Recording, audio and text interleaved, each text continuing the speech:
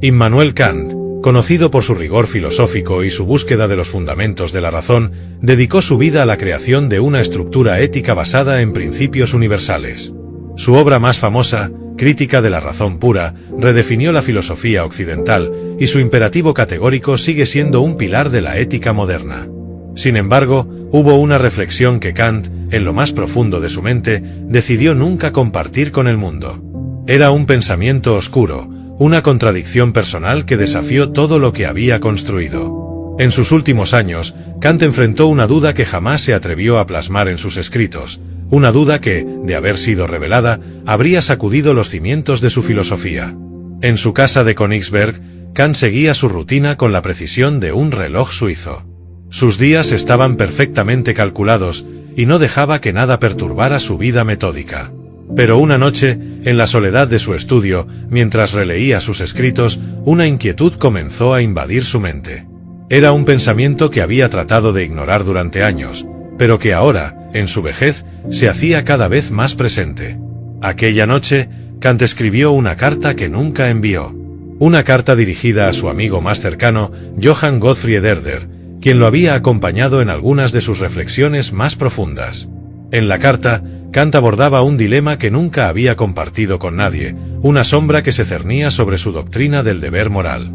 Querido Herder, a lo largo de mi vida he tratado de construir un sistema ético inquebrantable, uno que pudiera guiar a la humanidad hacia un bien universal. Mi imperativo categórico establece que debemos actuar solo de acuerdo con máximas que puedan convertirse en leyes universales. Sin embargo, hay algo que he ocultado, una reflexión que ha perturbado mi mente y mi paz interior. Kant pausó, la pluma temblando entre sus dedos, como si escribir lo que seguía fuera una traición a sí mismo.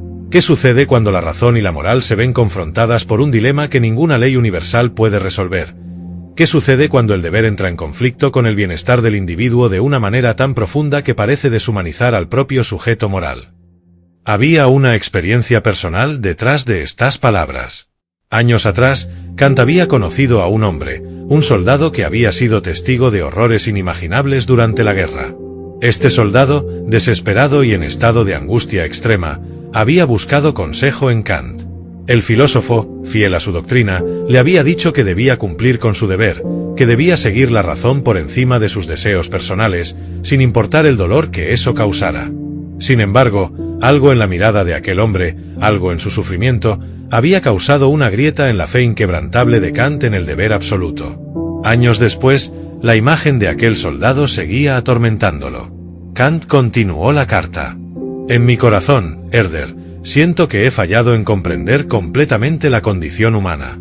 La razón puede ser la luz que nos guía, pero ¿acaso no es el sufrimiento una realidad que la razón no puede siempre resolver? Enfrentado a ese hombre, a su dolor, me vi incapaz de consolarlo. Mi respuesta fue fría, racional, pero algo en mí supo que no era suficiente. Tal vez el deber no sea tan simple como lo he planteado. Tal vez, en ciertas circunstancias, la compasión deba prevalecer, incluso cuando la razón dicte lo contrario. Kant nunca firmó ni envió la carta. Después de escribir estas palabras, la guardó en un cajón, lejos de las miradas inquisitivas de sus discípulos. Sabía que, de publicarla, toda su filosofía podría ser vista con nuevos ojos, y su legado podría verse ensombrecido por esta confesión.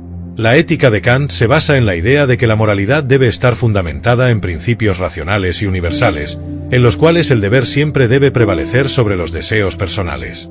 Sin embargo, esta anécdota ficticia revela un lado oculto del filósofo, un dilema que Kant enfrentó en silencio. La idea de que, en algunas circunstancias, el sufrimiento humano podría requerir una respuesta más compasiva que puramente racional, es un cuestionamiento que él nunca se atrevió a publicar. Este secreto oscuro de Kant plantea una reflexión profunda sobre los límites de la razón y el deber moral. ¿Es posible que haya circunstancias en las que la razón deba ceder ante el sufrimiento humano? Kant, en sus últimos días, parece haber reconocido que la moralidad no es siempre tan clara como su filosofía dictaba. Y aunque nunca compartió públicamente esta reflexión, queda como una sombra que nos invita a cuestionar hasta qué punto las leyes universales pueden abarcar la complejidad de la experiencia humana.